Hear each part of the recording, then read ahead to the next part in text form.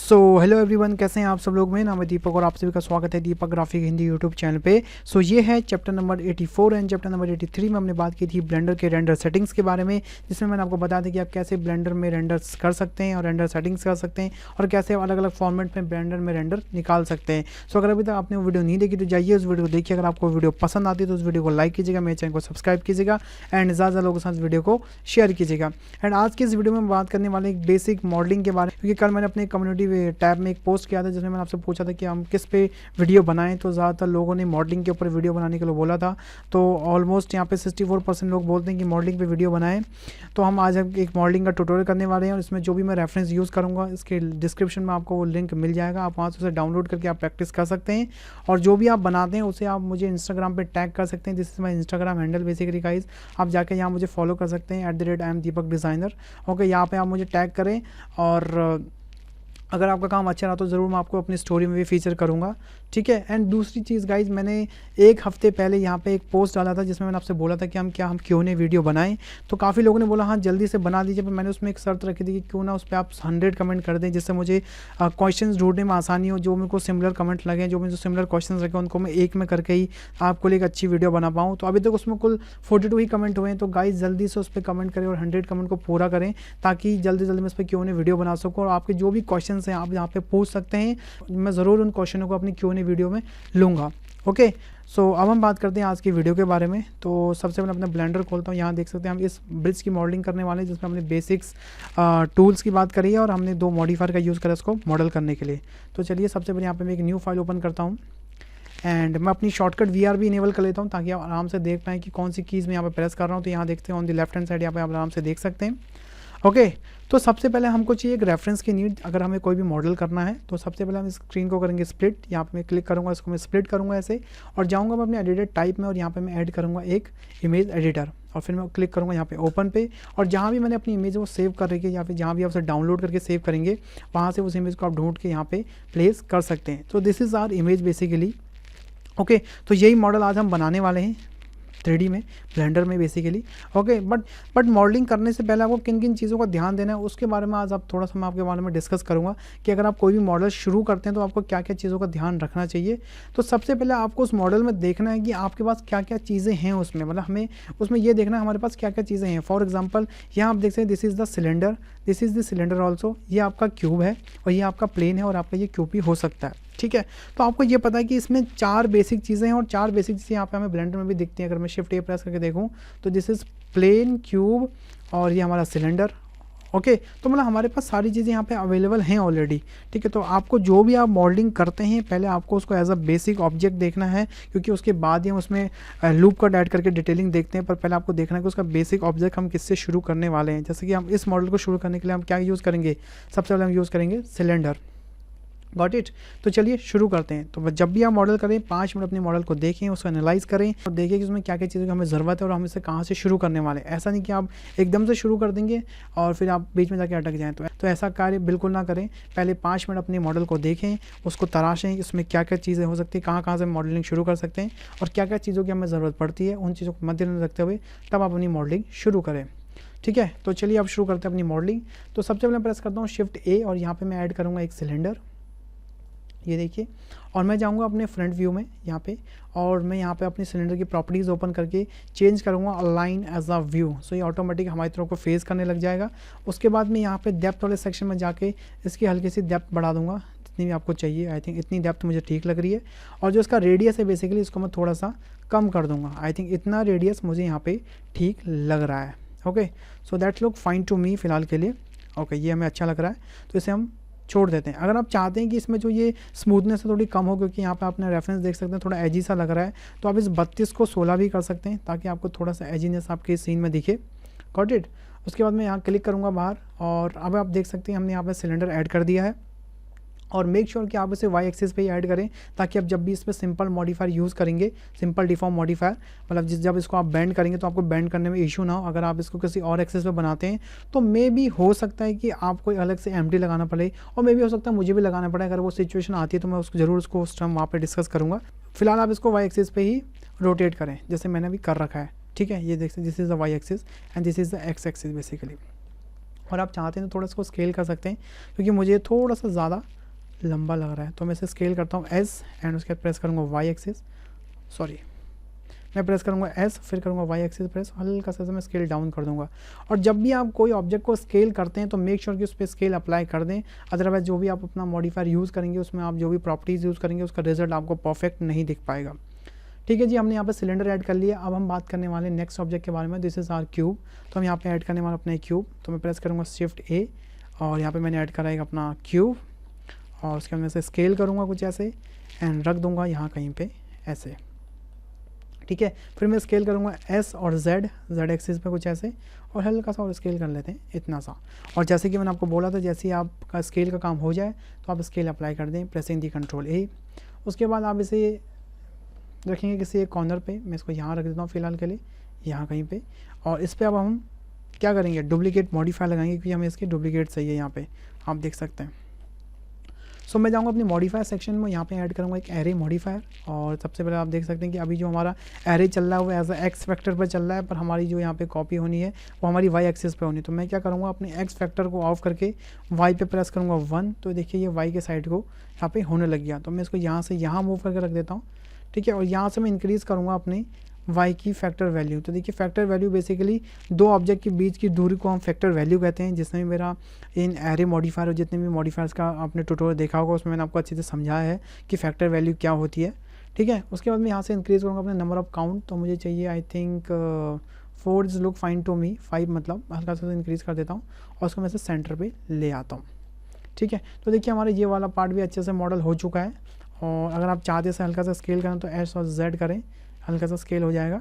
और जैसे कि मैंने आपको बताया, जैसे आप स्केल कर लें तो उसके बाद प्रेस करें कंट्रोल ए और उसमें स्केल अप्लाई कर दें। दैट्स इट गाइस, बहुत अच्छा लग रहा है इतना। ठीक है, उसके बाद अब आप देख सकते हैं हमारे पास एक और सिलेंडर है, बट उसकी जो विड्थ है वो थोड़ी सी कम है। तो देखिए एक तरीका तो मैंने आपको बता दिया, शिफ्ट ए प्रेस करके आप यहाँ से उसका रेडियस कम कर सकते हैं उसकी प्रॉपर्टी से। पर जो दूसरा तरीका है उसके बारे में आप बात करने वाला हूँ। उसमें आप क्या करेंगे, इस सिलेंडर को सिलेक्ट करेंगे और करेंगे शिफ्ट डी और जो डुप्लीकेट जेड एक्सिस पर आपको डुप्लीकेट करना है, इसे आप ऊपर ले आएंगे और यहाँ रख देंगे।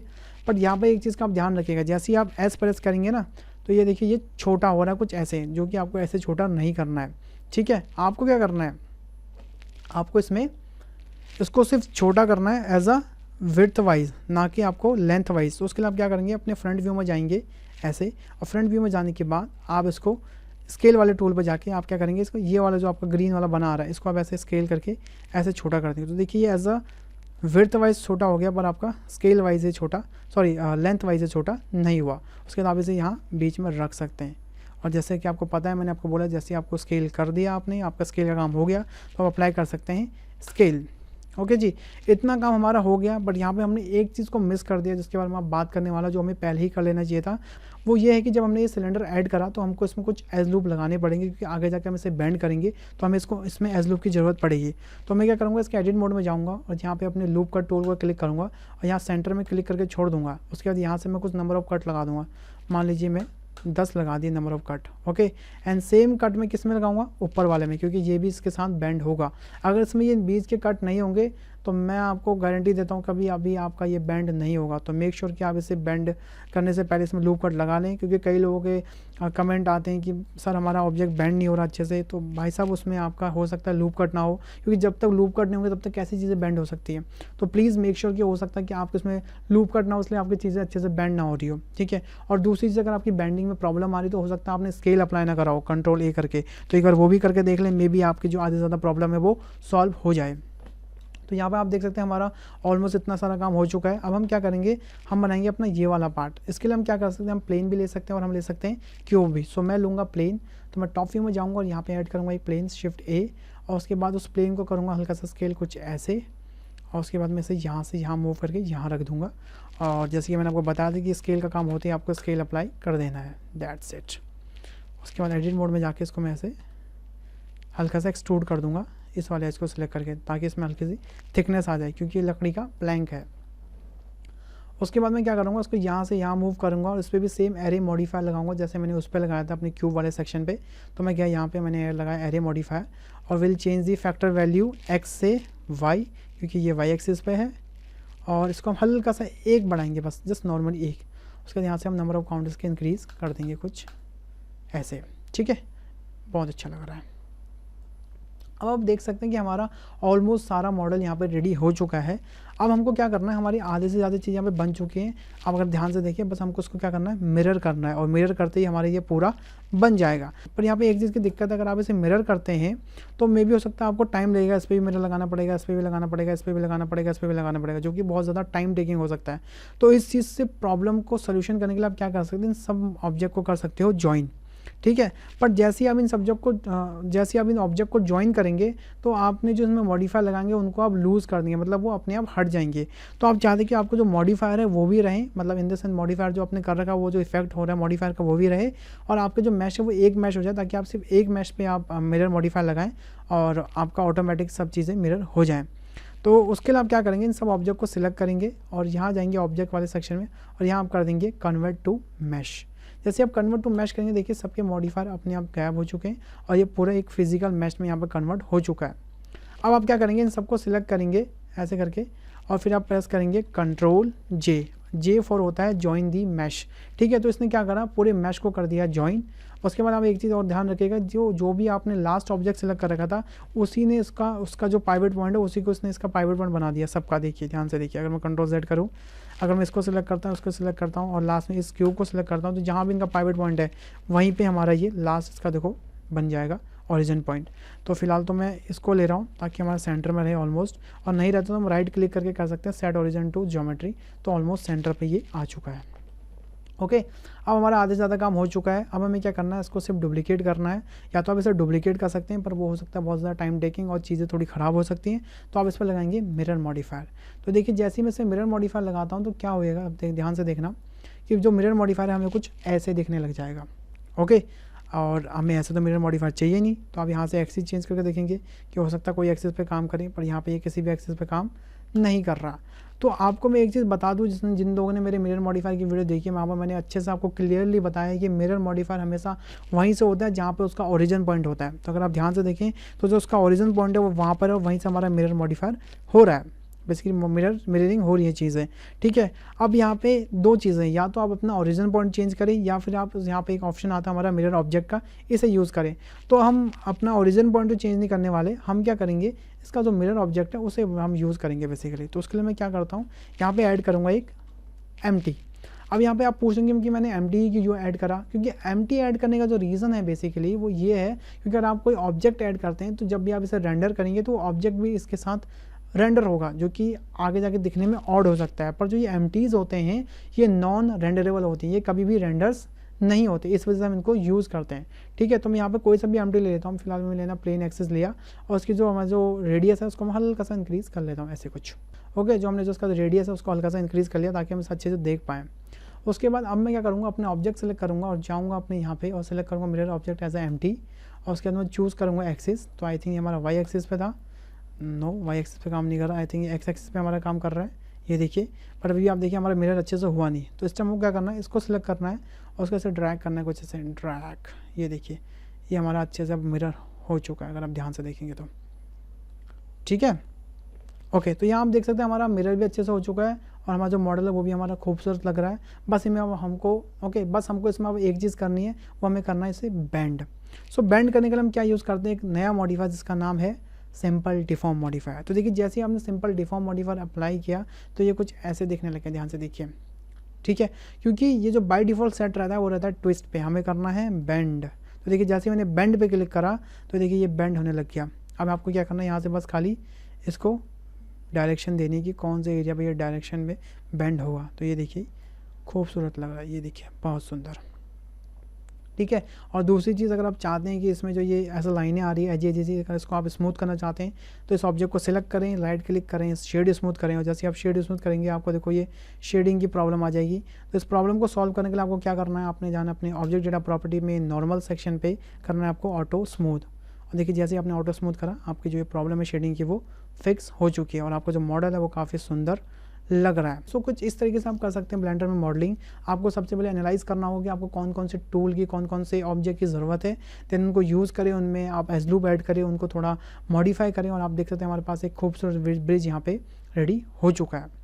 Okay, so I hope guys आपको आज कुछ नया सीखने को मिला हो, नई चीज़ें आपने आज एक्सप्लोर करी हो और नए नए मॉडिफायर का आपने नए नए यूज़ करना यहाँ पर सीखा हो।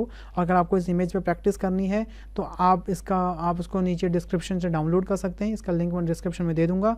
और अगर आप कुछ भी मॉडल बनाते हैं तो don't forget to tag me on Instagram, I will feature you there also. And guys please आप इस पर 100 कमेंट जल्दी से कर दें ताकि हम जल्द से जल्द Q&A वीडियो ले आएँ। तो ठीक है गाइज, मिलते हैं नेक्स्ट चैप्टर में, तब तक के लिए अपना ध्यान रखिए। Bye bye, take care and stay home guys.